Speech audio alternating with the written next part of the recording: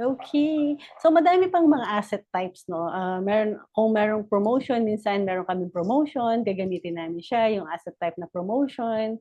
So, dito tayo sa, yan, anong type of promotion? Pwede kang pumili, for example, yung darating na, um, hmm, yung next is Christmas or Cyber Monday. Yeah, Cyber Monday. So, pwede kang percent discount. Monetary discount, meron kang $100 discount. Yan, ayan. Cyber Monday, $100 off. Or percent discount, pwede kang 50% off. Yan, Cyber Monday, ito yung siya. Nagiging mas prominent yung yung ads mo. Up to monetary. So meron kang up to $100 off or up to 50% off. And tapos, ilalagay mo yung Question ulit na. yes?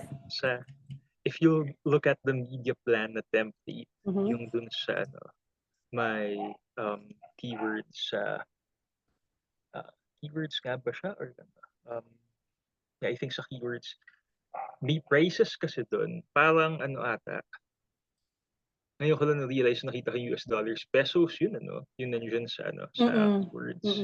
Okay, yung pesos yung currency. Okay. Yan. So, ayan. So, guitar lesson, yung item. So, Cyber Monday, up to 50% off ng guitar lesson. Ayan. Tapos, final URL, saan mo sila dadalhin? Ano yung URL? Kung saan mo sila dadalhin? So, yun. So, wala tayong promo. Cancel ko lang siya. So, prices. Yan. Napaka-importante nito sa mga services. Gagamit ka ng price asset. So, currency. Siyempre, this is PHP. Pwedeng from, ibig sabihin is, ito yung start nung price mo. And then, guitar lesson from, we can say, magkano nga yun? 5,100, I think. Yung 5,100 per month. Yan. So, ayan, kita nyo. Guitar lesson from 5,100 per month. Lagyan mo lang siya ng description, tapos na 25 characters yung limit, saan mo siya dadalhin? Ano yung, question dyan lang sa price. Sa company kasi natin na parang may monthly advertising weekly. Doon ba galing yung price niya?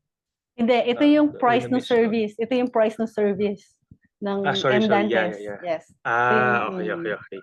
Thank you. Okay, so lalagyan lang natin siya ng description.